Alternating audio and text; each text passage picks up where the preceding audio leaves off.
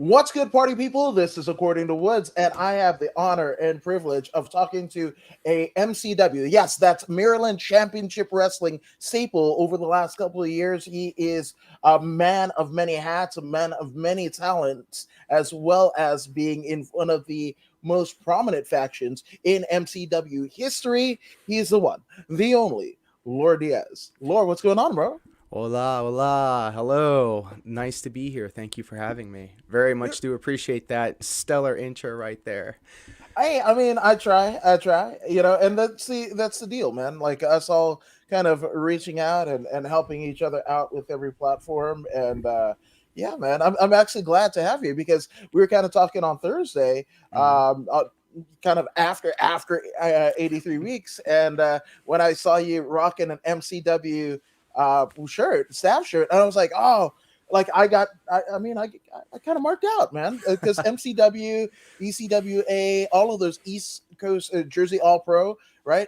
I would read about in Pro Wrestling Illustrated, the after mags, if you will, or the wrestler and what have you, and the PWI 500, and like, oh, how many wrestlers from that represent the PWI 500 come out of an MCW or UPW back in the day, and what have you, and just like trying to find out who people were, so when they ended up on a bigger stage, you're like, I know that guy, I know that gal, and whatever. They're my own. It's almost like Metallica before they hit the black record. Absolutely, absolutely. And it was so cool. That was completely by accident. What you had said before with the MCW shirt on. We were all having a conversation just like we're doing right now. And I just so happened to have had a MCW logo on my shirt. It was literally like in the smallest possible space you can have up here on the shirt. And like without even like a prompt, all of a sudden the conversation turned to, oh wow, MCW? I've heard of them. You're a part of them? That's really cool. Like, what's going on? And there is a huge sense of pride that comes with being able to represent that company. And ever since I started working with the promotion about, I'm gonna say 5 years ago, 2017. Um, I mean, I'm sure we can take a deeper dive into this, but just as a jumping off point, just like what you said, MCW, man, they have that, you know, that name recognition. Like so many names have gone through that system. We continue to provide an incredible live show every month.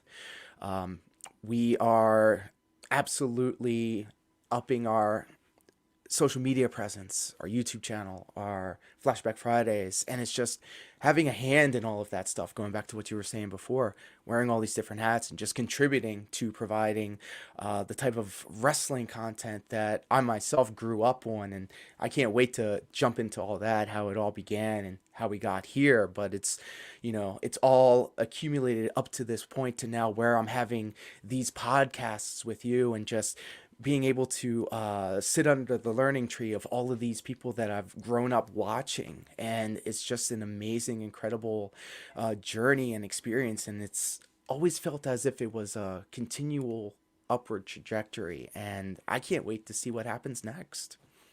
No, absolutely. What happens next or NXT? No, not that 2.0 ish. No, not at all. But I mean, and nothing against the performers and the backstage people there. It's just not my je ne sais quoi, So I like the dark, the black and gold brand and what have you. But I mean, a lot of people that competed on what was ending up to be NXT Black and Gold, as we kind of in hindsight refer to it as, a lot Mm, of people came through that MCW kind of system, absolutely.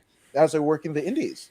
Yes, and it's so cool to be able to say that you're a part of that same system that brought up people like Aaliyah Rush or Jessica Carr, and uh, the list is endless.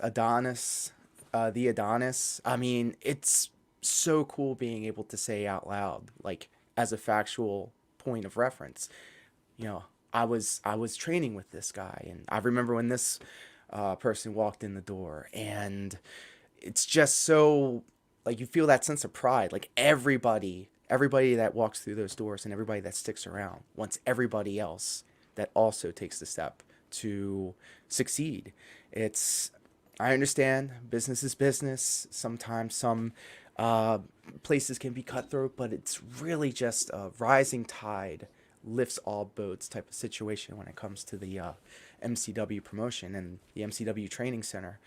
Um, and it's now gotten to the point where, interestingly enough, when we have a new batch of students come through, in fact, we just had a new class starting about last week, in fact, and you could pretty much tell who's not going to stick around. And sometimes there's that one or two rare like offshoots that you don't think's going to make it, but then absolutely like puts in the work, listens, and finds success where many people would have said, nah, not so much. And then even then on top of that, you have some people that walk in the door and you already know, like, hey, we need to really get behind this guy because he's not going to be with us for too long. And we have a lot of people like that right now.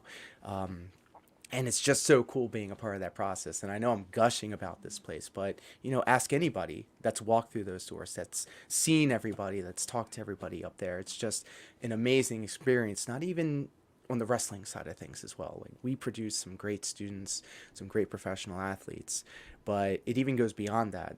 Production, which is another thing that I would love to get into later on, but a lot of people when they come through the school, maybe the ring weeds them out essentially. We don't have to be like very we don't have to lean into them very hard. We don't have to yell or scream or you know be kind of ruthless with them. It's the ring. Some people will take their first bump and go, nah, this ain't it. This ain't for me. And in other situations, we can just find like, hey, this guy, he's really good at, let's just say, video editing, and he has a real good eye for it. And so he starts doing some things for the promotion, and then all of a sudden we have hype videos, and then all of a sudden we have um, VTRs that we throw up on the screen during live events, and then all of a sudden somebody that has come through the doors wanting to be a wrestler, ending up finding what their true calling was, and then providing an even more valuable service to the company as whole, which then goes to show how versatile this school and how MCW has really helped set the platform for everybody to hopefully flourish. No, 100%. And I mean, I kind of traveled similar paths. Like I always loved wrestling, and then kind of later MMA, right? Mm, And kind of seeing like maybe I don't want to get punched in the face, maybe I don't want to get slammed on the back and what have you, and mm, figuring out a way. But I also almost wanted to go the Rogan route, where mm, Rogan isn't a classically trained broadcaster. mm, Theoretically, right? But he's a comic, did news radio, Fear Factor, and all this stuff, right? Where mm. he's comfortable, basically playing to a live audience, right? Right. And being able, and as a lifelong, almost lifelong, martial artist in his own right, he knows how, he's basically thrown the kicks, thrown the punches, been in those submissions, and administered said submissions, right? Mm, So using that, the actual mat time experience, right? And essentially this, newfound voice that he has through that he's kind of honed in through, comedy or other exploits that he's in, he's mm, able to basically take the most complex of scenarios, right? And I don't want to say, bring it down to a layman's, context, but mm. definitely, it's a little bit more palatable to somebody that isn't in the gyms or isn't a third degree black belt in Taekwondo. So that's also like me. I was just like, yeah, I love jujitsu and all that jazz. I love watching wrestling and everything like that. But like, am I going to be the elite, or can I provide something more? Right. And Mm. that's kind of it, and, man, I've been out of jiu-jitsu, I hate to say it, but like 4 years, but that Wow. almost circumvents like my entire career in terms of being on the microphone. Well, that's definitely a lot more time than I've ever spent on jujitsu. So if there was ever a conversation we would have in relation to that, I would definitely defer to you on that. You know what? I lied. Maybe I think I took it was one jujitsu class is like some sort of complimentary thing that was in town, in my neck of the woods. I think I tried it once. I couldn't tell you if I liked it or didn't like it. I was just, I don't know. I was still training as a professional wrestler back then. I just thought maybe I would expand my repertoire. But to what you were saying about Joe Rogan and kind of making, I mean, I think we can both remember when UFC was actually kind of like a taboo, not so like people thought it was savage. You know, what a story. I mean, honestly, I mean, I remember, and this is dating myself, when Blockbuster, were now first putting up UFC stuff, and I'm thinking to myself, what, these guys are like legit popping each other for reals? And I mean, if you looked at some of the footage from, early UFC and all of that stuff, I mean, it's not as refined. The science wasn't there. I mean, to the point to where it is now, in all fairness. And I just remember, like, okay, these dudes seriously popping each other. This is wild. This is crazy. And then the big stigma about it being kind of like a savage sport. It's not as, I guess, theatrical as pro wrestling. But now that it's kind of tuned it a little bit more to be more presented like an actual professional wrestling show, promos and after match interviews and all of that stuff. And it just goes to show like how like intertwined all of this stuff has become. It's now sewn into like the Americana that we all know. It's, cheeseburgers and apple pie and UFC and monster trucks and, you know, to have that conduit, that Joe Rogan kind of like Rosetta Stone, to kind of be like, hey guys, this is why I find it amusing, and this is why I kind of have a passion for this. It's actually something that I absolutely adore about that situation, and hope to find my own kind of niche in that, because as with you and me, we all have our things that we like and we don't like, and seeing people that are passionately talking about the things that they love, there's just something so infectious about it. You couldn't imagine somebody like, let's just say 15, 20 years ago, being all gun ho about wrestling, just to say, because like I know the Attitude Era was such a big thing, and you know now we're where we're at. It's like to think that there could be a potential. Anybody has that potential to be that reason that people give, let's just say UFC or professional wrestling, another look. And there's so many different interpretations of what pro wrestling can be. And I always like to fall back on a description of what pro wrestling was when I first started training, and that is, professional wrestling can be anything. I mean, it could be people dressing up in cosplay costumes and pretending to be characters in running spots, to tie pie death matches, to absolute spectacles of ridiculousness. But it all makes sense in the pro wrestling sphere. If there was any other like form of entertainment that tried to do that, I don't think that they would receive it as well. So pro wrestling, for better or for worse, has that filter to where you can see something in the outside world and say, okay, this is what's going on right now. This is what's in the zeitgeist. Let's bring this in and let's see what we can do with it. Let's see if it resonates with people. And then, I mean, on top of all that, and I keep like piling and piling and piling on top, it's just there's so many different additional like rungs that you can take this to where a lot of people now just say that, you know, uh, I'm trying to get this saying right. So if I say it incorrectly, I apologize. It's something along the lines of like, everything that you see on TV has an agenda, has some sort of propaganda aspect to it, for better or for worse. I'm not saying that it's either or. I'm being completely neutral on this. But what I'm saying is, once you kind of realize the different tropes that, let's just say, a pro wrestling uses, tag team for a while, one of them turns on the other, or the evil corporate boss, or anything like that. You can essentially just put that pro wrestling filter on that lens on real life, in the outside world, and then realize it's just a bunch of people trying to work each other, trying to get their own gimmicks over, and trying to see what resonates with the crowd so that they can make some money. It's kind of crazy the way that all of this kind of manifested from something that we all have uh, a baseline fandom of. And it's something that if it wasn't for pro wrestling, I wouldn't know 80 to 90% of the people that I know now. It's amazing. You're absolutely right because I mean, and it's funny. Anderson North, a pro wrestler in his own right in the UK, and representing what you can do with autism. He is a proud advocate and actual person with autism who does professional wrestling, and I mean, he's a great.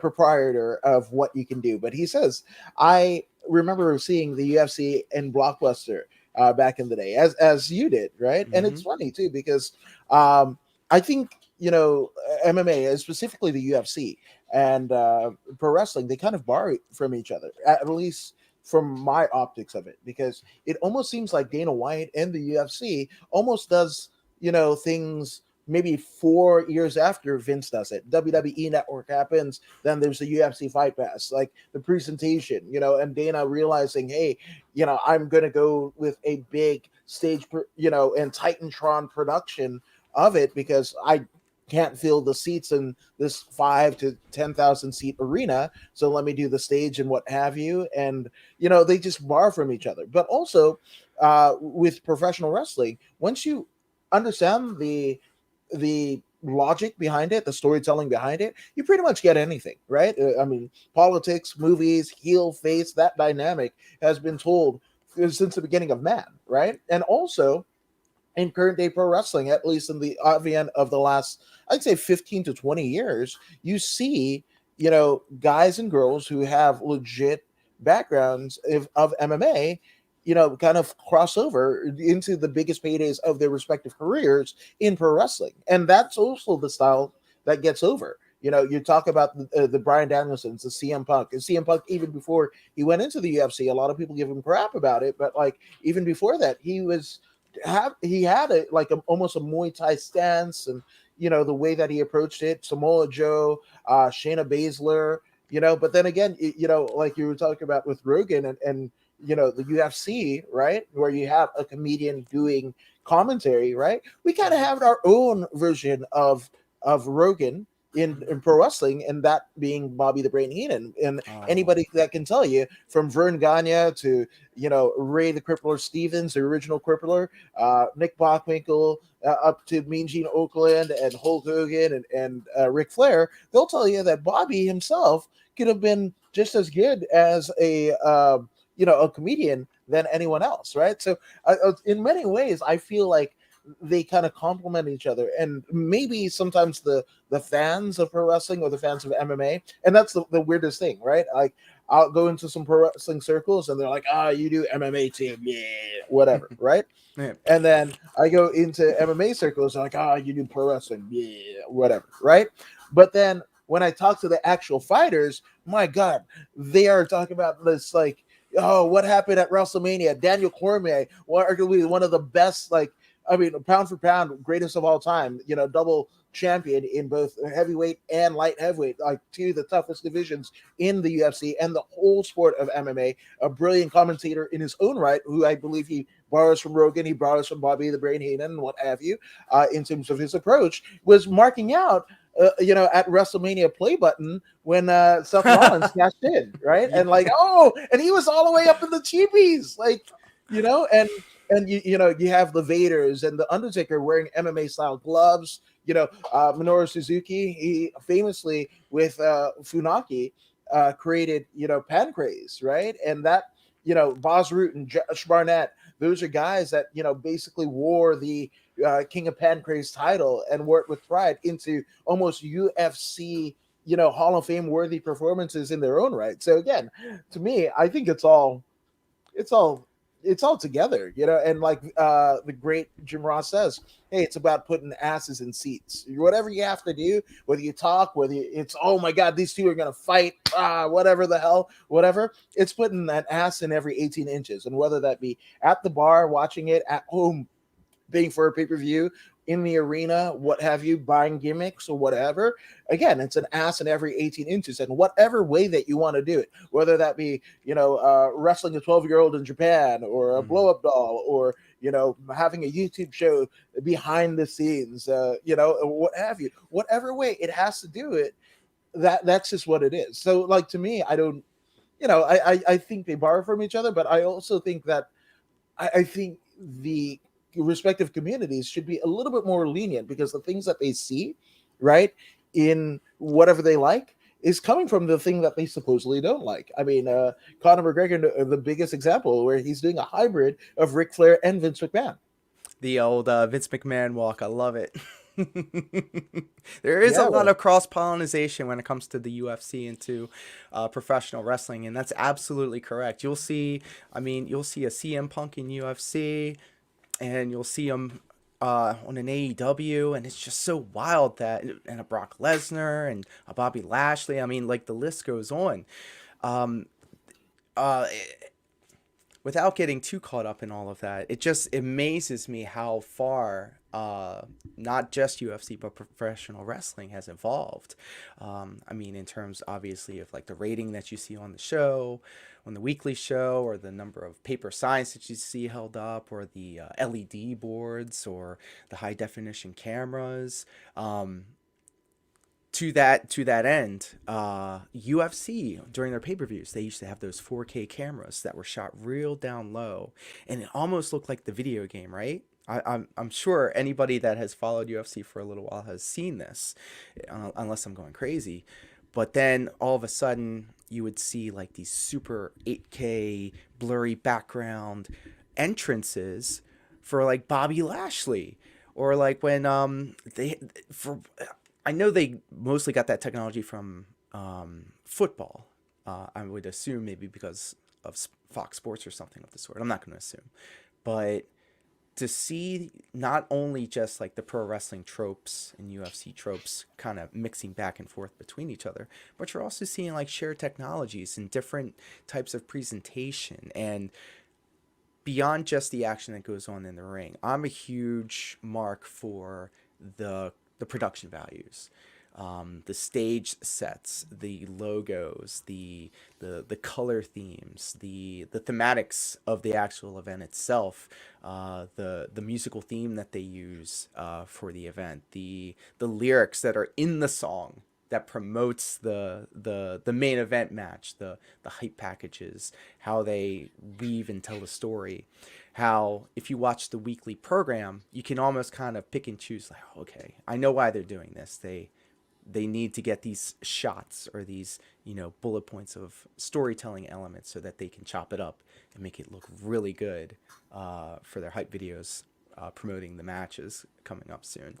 So it's beyond just what you see inside the octagon, what you see in the ring. It's the people that are promoting through the posters, the announcers, Joe Rogan, making the conversational aspect of it in the layman's terms. And I did like the disclaimer that you had before there, but I always try to, and I do it too, so I'm not going to lie. I always try to. I'll catch myself doing a disclaimer before I make an opinion or state a fact, and I need to stop that. So, in terms of all of that, having the production values of both of those shows almost kind of one up in each other is always something that I appreciate when I'm watching wrestling. Ever since I started, I'm trying to think when I started watching wrestling. I just don't think there wasn't a time I wasn't watching wrestling, to be perfectly honest with you. Way back in the day. So, and Anderson actually saying, I'm a huge nerd for the production values too. The right setup Hey. could make all the difference in how the show is viewed by fans, sometimes regardless of how good the talent is in the ring or the octagon is. No, Hey. 100%. Hey. That's one of the things that I kind of miss. Like, I think that, the production almost negates, right, in terms of the high value Titantrons and sets essentially that the WWE wrestlers are coming out to. But one of the the things that I would love watching, at a time of the free for all, before the pay per view and whatever, or which eventually morphed into Sunday Night Heat, right? To see the set designs of Yes. each individual pay per view, like Mm. the Judgment Day, No Way Out, Oh, the all of these things. backlash Yeah, swinging Backlash, the things. Oh swinging. my goodness. Those were so good, and Hmm. actually, and seeing the interplay that the talent would have with these kind of weird things. Obviously, famously, Shane McMahon pulling all the chairs down. I think it was right. Yep. I believe it was on a Big Show or the Kurt Angle, Oh, the slam. King of the Ring deal. Yeah, Yes. right, Oh my exactly. goodness. And going through the wrong, plexiglass or glass and what have you.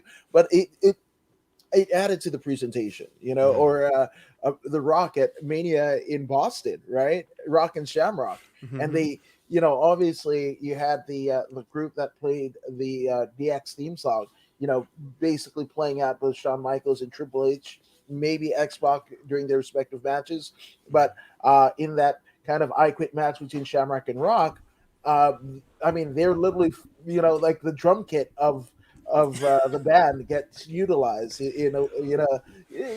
I mean, it's, I would say, an un methodical way, but if it's pro wrestling, I mean, my goodness, I mean, you had Jeff Jarrett swinging chairs and, yeah, I mean, guitars and what have you, so it's completely pro wrestling.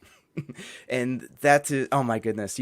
I am now going down a little nostalgia rabbit hole here, and I'm just thinking about all of the WWF, WWE main event matches where you're guaranteed to have a big back body drop on the floor, a brawl through the crowd, and then a little back and forth around the stage, whether it be a pile of cars or that spotlight. And like I can think of a million things off the top of my head that the talent used the stage for. And I know I would say in the most recent past, Kevin Owens, for an example, according to the internet, so take it with the grain of salt, that he was looking for different places on the WrestleMania stage to jump off of. Hmm.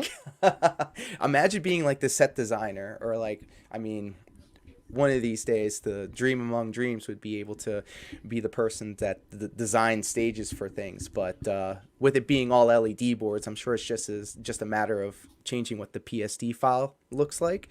But I mean, just like what you were saying with the Sunday Night Heat show, and then you see the stage, and I mean, we still kind of have that, but it's now only once a year because of WrestleMania.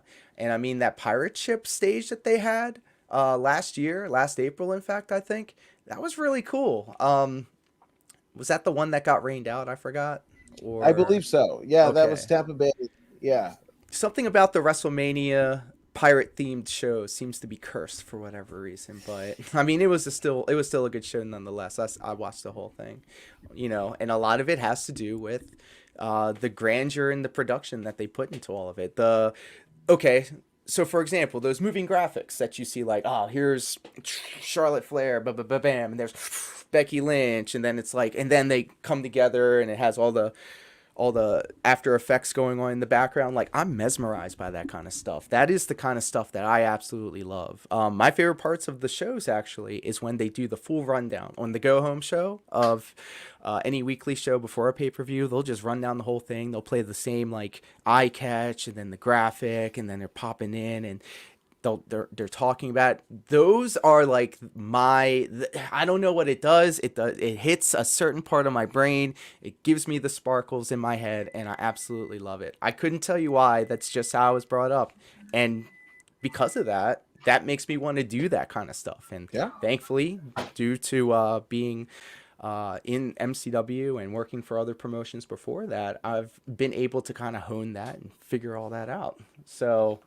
just pro wrestling, man, it has flourished and nourished a lot of different aspects of not only my life, but I'm sure everybody's life that has been a part of it, either good or bad. No, 100%. Which I gotta ask. So, I mean, was it your patronage of pro wrestling that kind of led you down the path? And absolutely. not, I mean, not to age yourself, but it is when we came into it. Like I came in, obviously, the Rock and Wrestling connection, Hmm. that type of deal.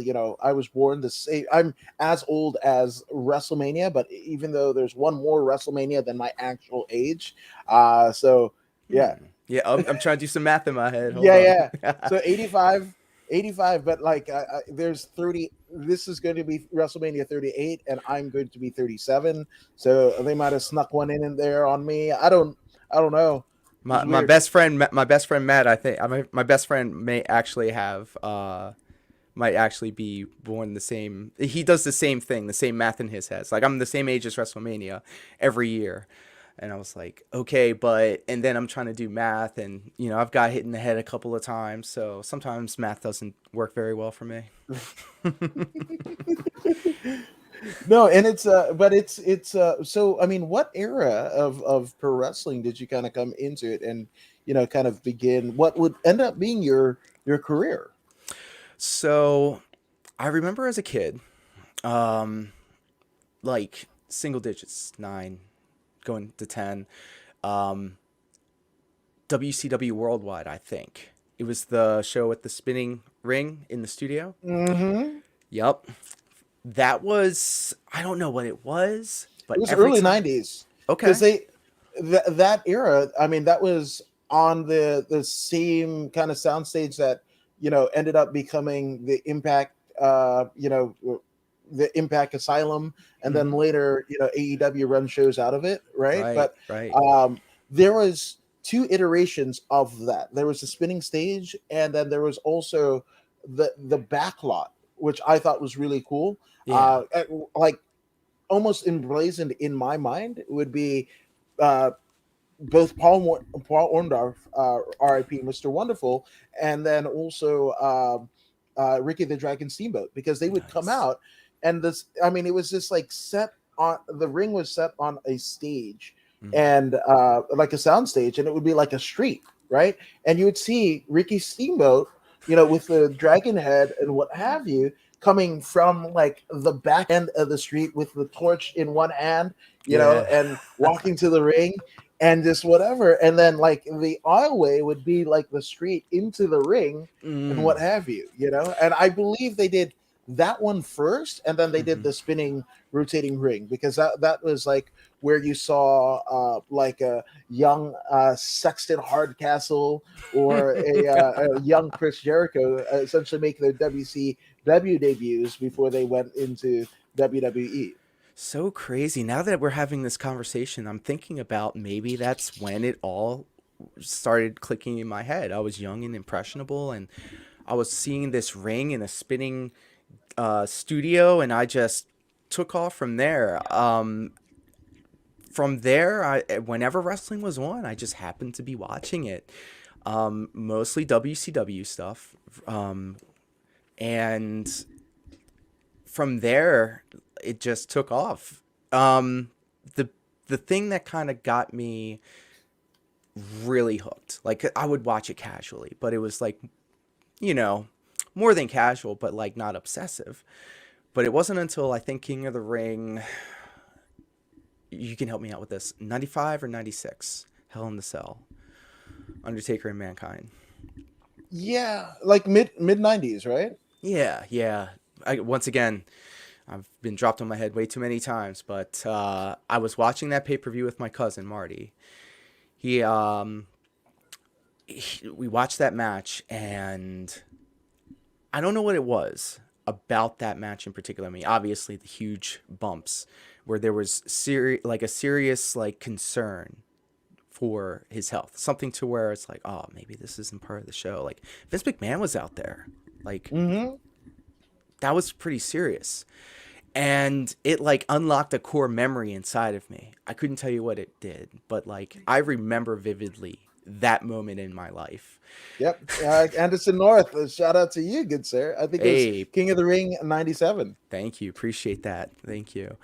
And I remember watching that, and that was a match that I had watched back on VHS and dating myself over and over and over again to get that same feeling. And then I realized that, like, oh man, I want more of this, but I wasn't getting it from watching wrestling because not all matches could be like Hell in a Cell, Undertaker, Mankind. So off on a tangent here. Uh, Me, my cousin Marty, and a couple of our buddies, we were having like a Halloween thing. We had costumes. We were all at my buddy's house, and we had a camcorder. And we were all like, "Hey, I got some costumes. Got a camcorder. Let's just record ourselves backyard wrestling." We had the music entrances. We had a sheet of paper with the name of the show on it. I mean, it's cringe. Like, don't get me wrong. You could hear the voice cracking, and all of us with like very poor face, pimply faces, and just. But that was like the start of it. I patterned myself after him, after Mankind, Mick Foley. I wore like a ripped up shirt and had my hair down in front of my face, and I was taking very reckless, silly bumps like that. My bump card was already punched in my backyard wrestling career. And I mean, I was young. I felt I was indestructible. I was very overweight at the time as well, so I had some padding. And I realized that I was trying to like subconsciously recreate that moment that he that pay-per-view provided for me in my own way, if that makes sense. Mm-hmm. And I mean, from there, we did about, I guess, 4 years of backyard wrestling. And that was a weird progression as well, because at first we were just dressed up in our Halloween costumes, beating each other up with pieces of styrofoam. To then we went to the store and got some nylon rope, wrapped it around the ring, pretended to bounce off of them. And we had our own characters based off of our previous week's Halloween costumes. And then we started producing ourselves as like our favorite wrestlers. So we had a guy that was acting like Kane. We had another guy acting like Mick Foley, and we just took off from there. So within the 4 years that we did this stretch of backyard wrestling, we went from nylon ropes and mattresses on the ground to actually building a wooden ring 3 feet off the ground with turnbuckles, ropes, the full nine, tarp for the canvas, all of that. We even had cross promotions with other local backyard wrestling promotions. This is when the Attitude Era was happening. Yeah. Everybody knew what pro wrestling was. Yeah. Everybody was a wrestling fan, and we were right there in the middle of it. So in my neck of the woods, we had our promotion. Other people in the area had their promotions. We had our best guys against their best guys. And it's funny because some of these people that I used to backyard wrestle with are the same people that I run legitimate shows with now. Not just in the ring, but production, like commentary, like backstage, all of that stuff. It's so it blows my mind that almost 20 years after we started backyard wrestling, for the 4 year span, then we're still doing business with each other. The backyard wrestling portion of what I was doing ended up getting cut short because the State Athletic Commission, which is notorious in our neck of the woods, kind of shut all that down, which is fair. I understand why they have to do that kind of stuff. You don't want people getting hurt. But then I also see I see other states that I work in that don't have a State Athletic Commission. I go, man, this place needs a State Athletic Commission. There's a reason they exist. I'm not knocking them in any way, being diplomatic here. But they shut us all down, and then the only legitimate way to go forward was to go pro. And in the state of Maryland that I'm in, you have to be licensed, and you have to be licensed by going to a school. So locally, there was some promotions running, and apologies for the tangent, but before MCW, there was a local promotion called MEWF. They were running shows out of the armpit of Maryland, Dundalk. I used to live there, so I can say that. And they had a show um, in their flea market. So I was trying to show up to go to these shows, these local shows, to see how I can get on there and get trained properly. Um, I had a flyer put on my car while I was at this show. And to anybody that's starting in the business that doesn't think that flyering works, like literal paper on your car or literally handing them out, not true. If it wasn't for somebody leaving a flyer for the rival promotions wrestling school, I would have never started my training. So got that flyer, got in contact with them, started training. Picked up on it pretty fast because I did the backyard wrestling portion of it. We went from hitting each other with styrofoam to actually like doing tie-ups and arm drags, and it's still terrible. It didn't make any sense, but we were actually trying to do more wrestling, more so than just rolling around in trash. So went to that school, and really it's really up to the people that train you. You could say, this guy's good, he's ready to go, or no, he's not ready yet. Somebody essentially has to vouch for you that's already licensed to the State Athletic Commission. So they got me my license, and all this time later, I've been a consistent licensed professional. I always say professional athlete because that sounds a little fancier. That could be anything. Yeah. But I mean, ever since then, I can literally say out loud to myself and to other people, yes, I'm a licensed professional athlete, and there's a sense of pride in that. And there has not been a month that I haven't had some sort of match or a show up until 2 years ago when everything shut down. So I've been steady, consistently wrestling ever since high school, which is crazy to say out loud.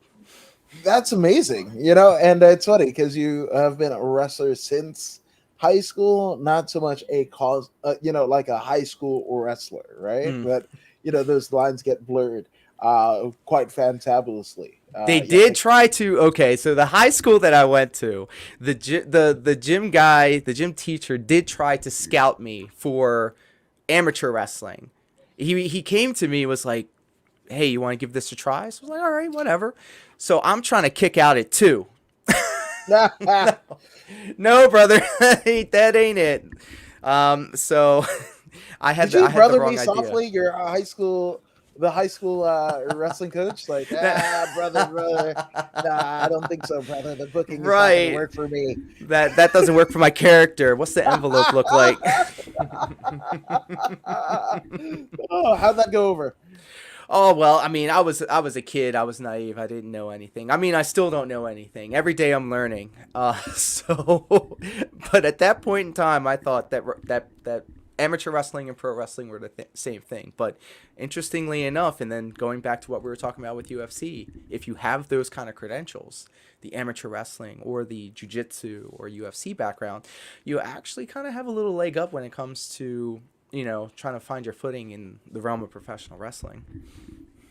That's amazing. Yeah, and again, I think they, mirror each other. And if pro wrestling had, I mean, I'm sorry, MMA had existed, and being a profitable endeavor, like in the '60s or '70s, you would have seen guys like the Funks and the Briscoes, and in a roundabout way, you saw like a Luthez and Ed Strangler Lewis, who are shooters, right? That Mm-hmm. came in, and if you didn't work, well, guess what?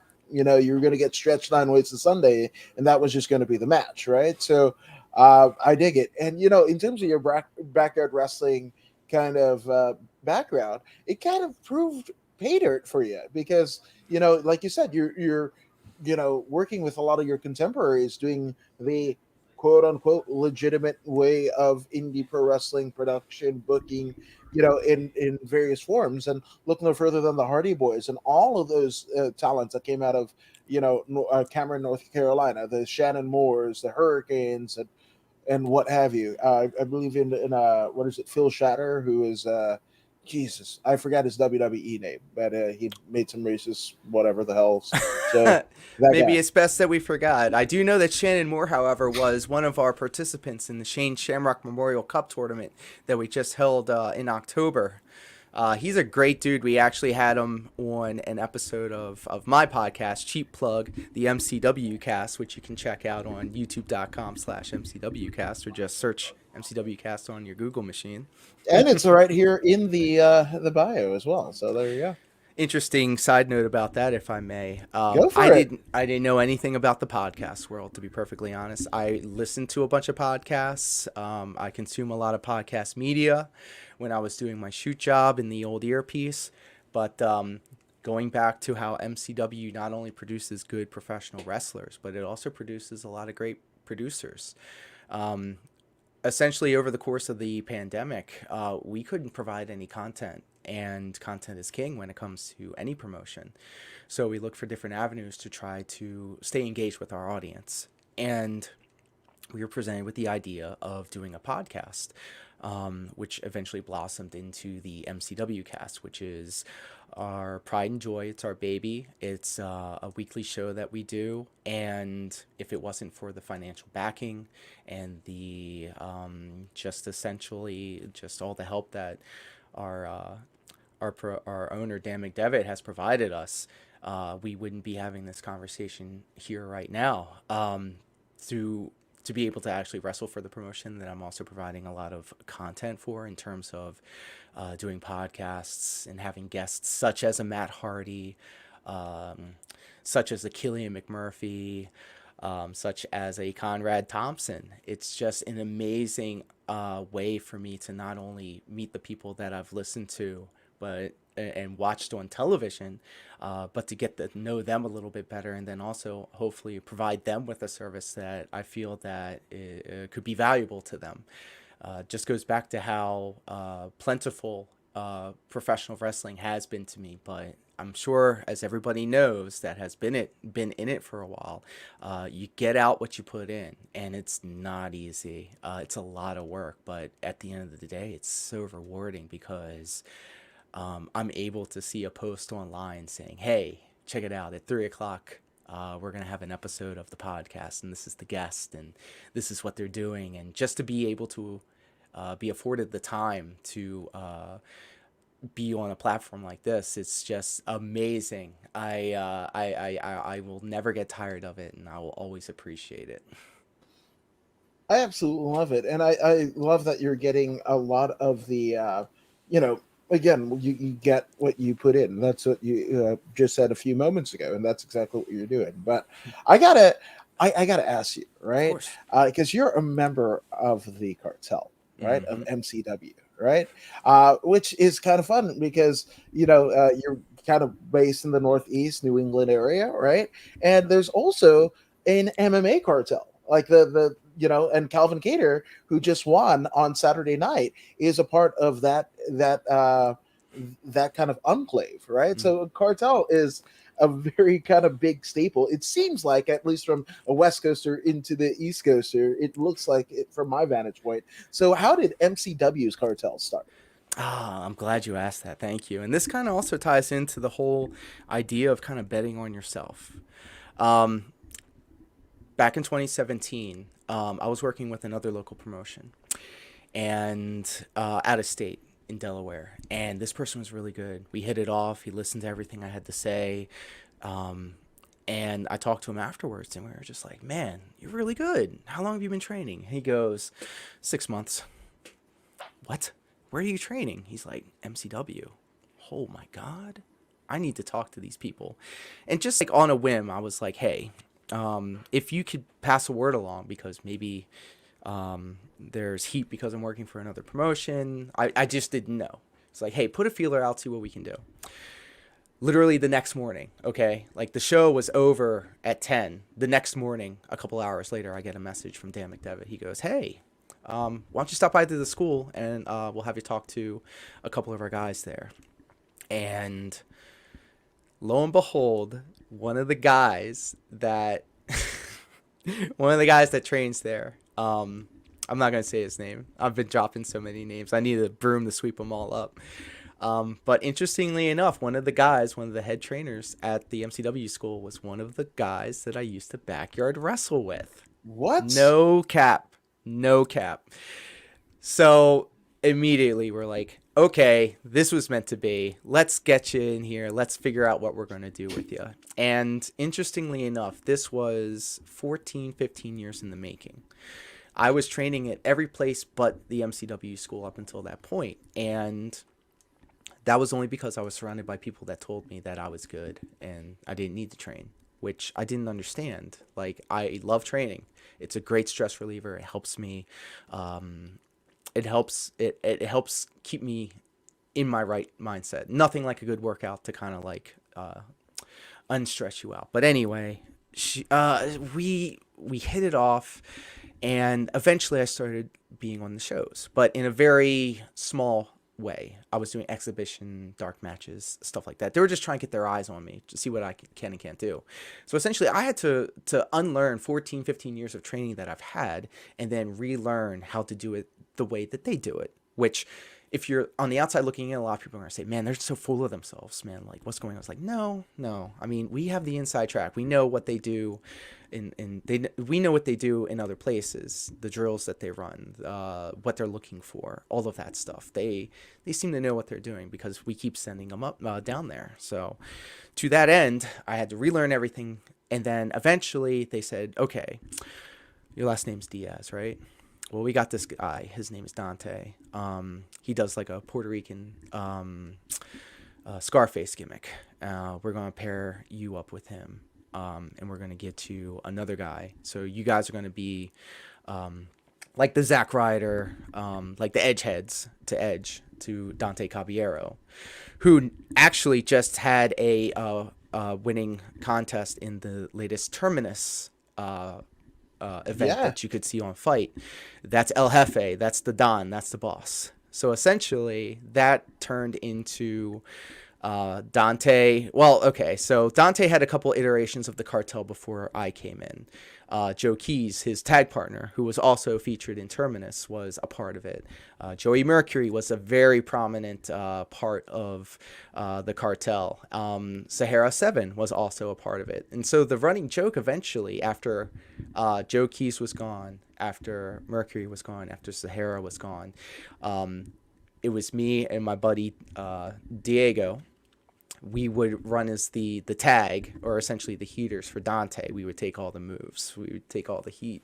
And he would slip in and get the sneaky pin or whatever. But essentially, it turned into a big running joke because once we had somebody who was in any sort of way not white, we'd throw him in the Cartel until we had like a white boy, Baby Joker, as a part of the group. But we all would just like rock the most insensitive accents and just really play it up Speedy Gonzalez style. Very inappropriate, now that we're thinking about it out loud. But it was like, once again, real life being turned or focused through the lens of professional wrestling. You kind of have to be that way. Not saying that it was the right thing to do. It's kind of cheap, but like eventually we kind of turned away from that.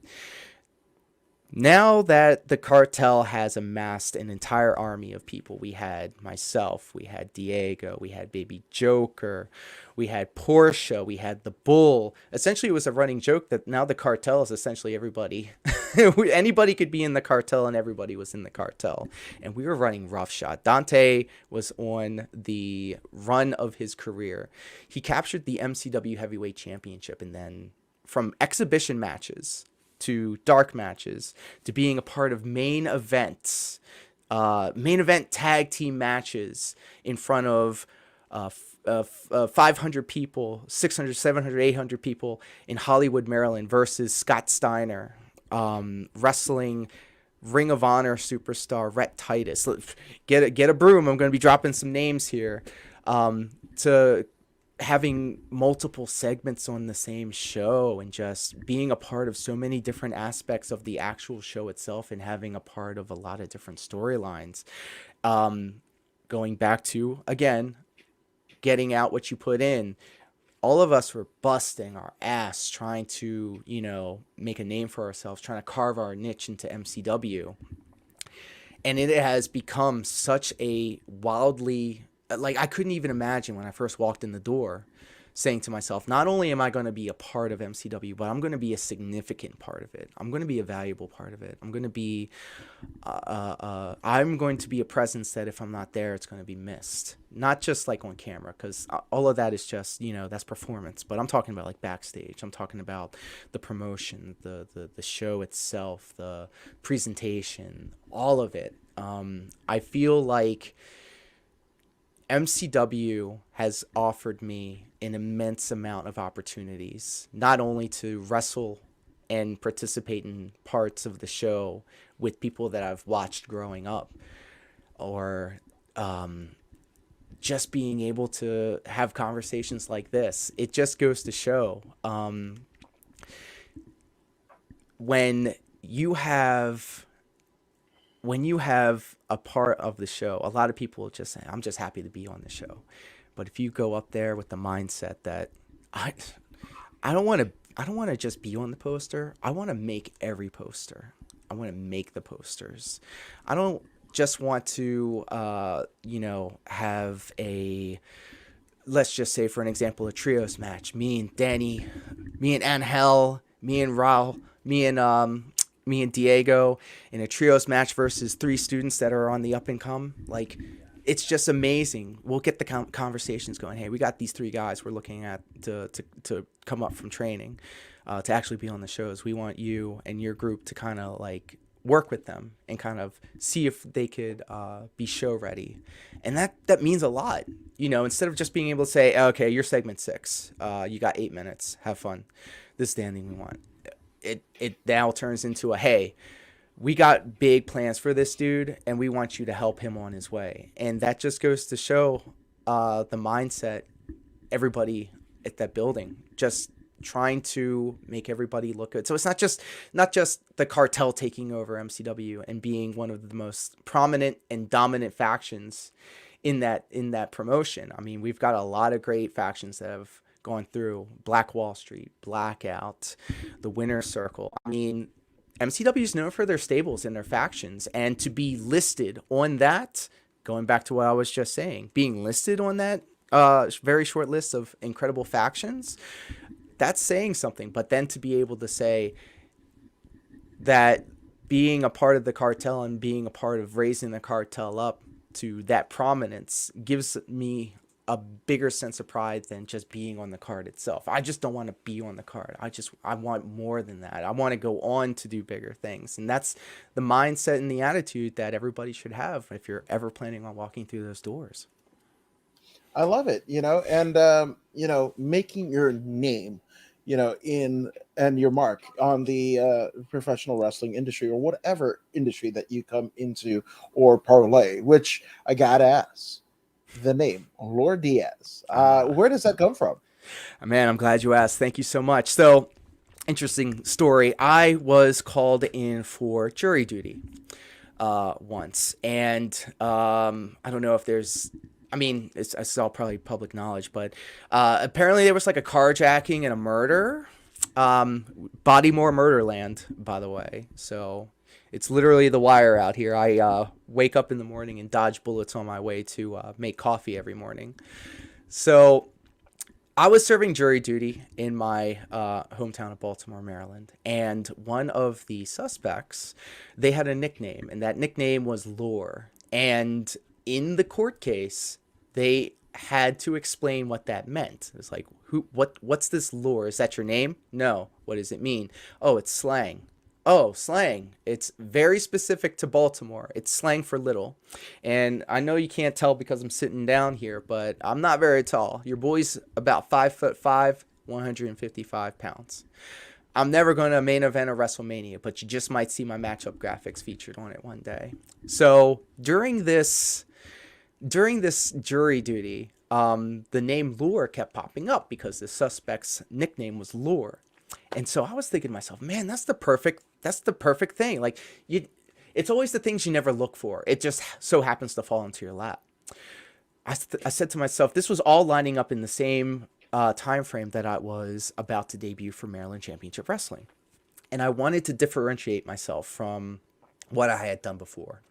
I wanted a completely new but familiar kind of take on what I was doing. And that's how Lor Diaz came to be. I love it, and it's turning a negative into a positive because obviously, dodging bullets on the way to coffee, as well as getting a moniker from essentially, a kind of a murder robbery case and what have you, but you're basically making it your own, right? And Repping my city, repping yeah, my city, the yeah, city that bleeds. Let's there, go. there you go. And it's a cool way to kind of give homage, in turning a negative into a positive, It's I think. funny too because when I work out of town and they ask me like where you build from and I say Baltimore, they're like, "Oh my god, is it like The Wire?" Or like that's terrible. Like they think it's like legit like crazy out here, which it is in some parts, but it ain't all bad. Yeah, absolutely. I mean, what is that? The gent. He's a former Baltimore PD guy, and he's been on the road a couple of times. Michael something. Wish I could Oh tell you. god. No idea. Yeah.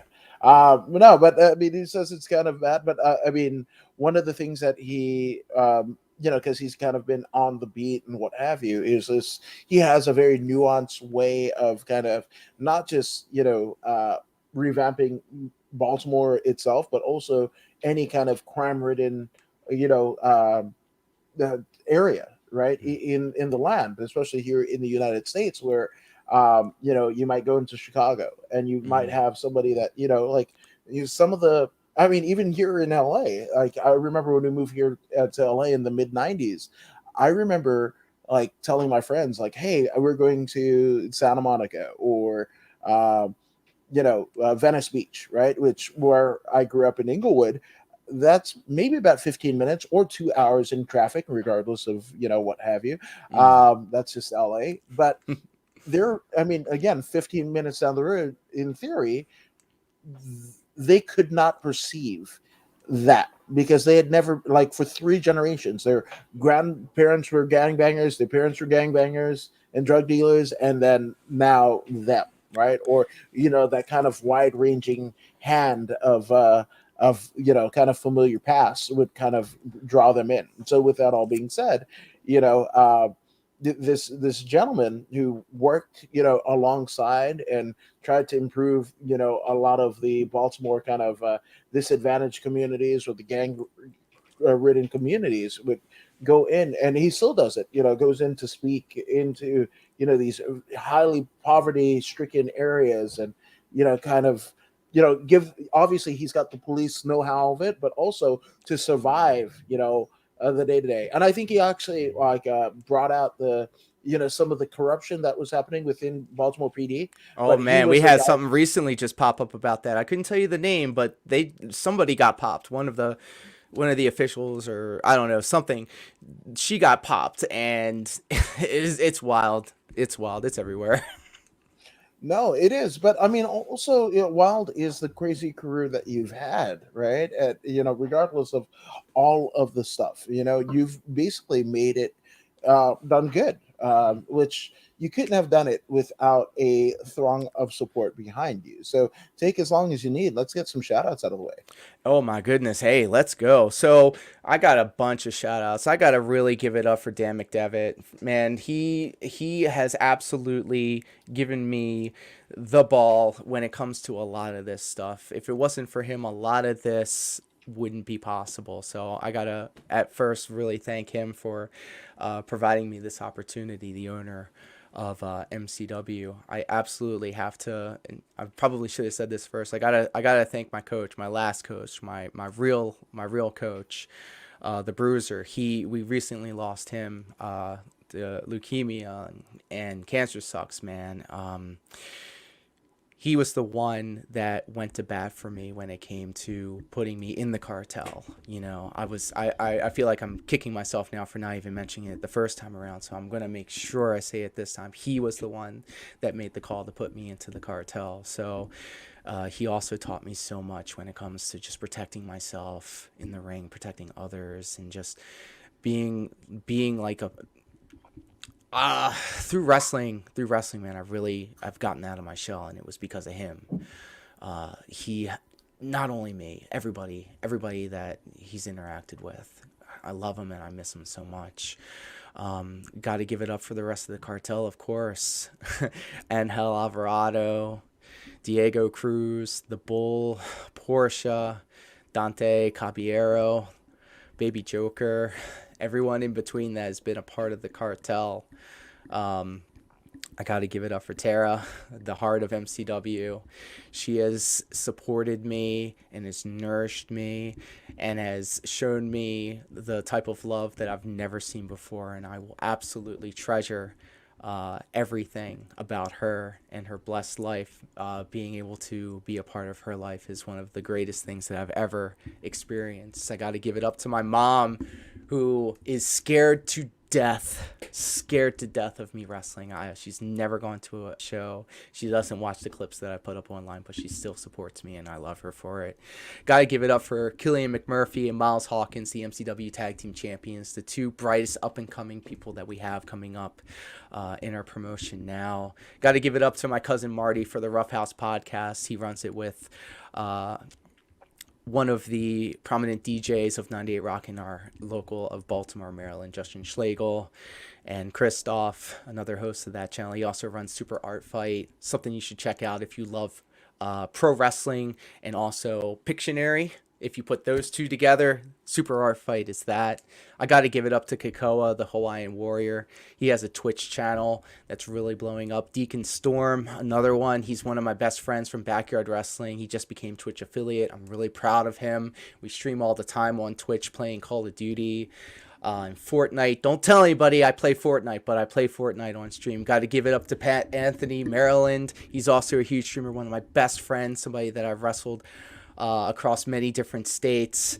Oh my God, there's just so many things that I could say. Jeremy Grooms, he's the wrestler of the Millennium, and LGR, he also streams with us all the time. My boy Lee Brando, he's a part of the OG squad too. Ever since the pandemic, man, we've gotten really close together. Just a bunch of professional wrestlers, just getting together, playing video games, having a good time, making the most of this crummy situation. And I'm sorry if I have forgotten anybody else. Put me on the spot here, but when it comes to social media, you can find me everywhere. If you just Google the letters BM, the number 2, and then the letters KX, BM2KX. That's my Twitter, that's my YouTube, that's my Facebook, that's my DeviantArt, that's that could be my PayPal. I do graphic design, I do motion graphics, I do video editing. If it comes to productions, if it comes to posters, if it comes to VTRs, if it comes to Titantrons that you want to have made, I'm your guy. I legit quit my shoot job to do this, and I'm thriving. And if it wasn't for everybody that I just mentioned, and I'm sure so many more that have been out there helping me in their own ways, I wouldn't be doing this here today. So I want to just thank all of you guys that have helped me become the best version of me, and it only seems fair that I try my best to do the same to everybody else that I come in contact with. Thank you. I absolutely love it. And again, Laura, thank you for joining us here. And you've said it once before, but it bears repeating. But if you need any of the links to any of the social media pages to find Laura, they are right here in the description of this very podcast. But in the kind of vein of supporting and subscribing and what have you, first off, we'd like to thank you for joining us here at the According to Woods podcast. And we're kind of starting off a new season of 2022. So this is cool. You're one of the first guests in the brand new year. So thank you for that. And if you haven't already done so, go ahead and like, share, and subscribe to the According to Woods podcast on Facebook, YouTube, and Twitch. I mean, Laura, you're subscribed to the podcast, aren't you? I sure did. When we had our first conversation, I politely asked if I can follow everybody's socials, because that is the best way to keep in contact with everybody. As soon as we all got hooked up on our socials, we had some conversations, and then here we were, not even a couple of days later. So, hey, I mean, I'm now learning, thanks to all of my interactions with you and your team, I'm now realizing that just get to the brass tacks, just get to the point. No need to worry about, am I asking too many questions? No, you're not asking enough questions. I always like to transplant the training that I had at MCW, that Bruiser taught me is to just keep your ears open and your mouth shut. And if the question that you have in your head seems stupid, imagine how stupid it would be if you didn't ask that question and then was presented with the situation that now needs twice the amount of work than what asking the question would have resolved. No, 1,000%. So again, go ahead and subscribe to the podcast. And if you don't believe me, you don't believe Lore, and I don't know why you wouldn't. Here's Zeta Zang to convince you. R.I.P. Bruiser. Fuck leukemia. Hey, this is Zeta Zhang. Make sure you subscribe to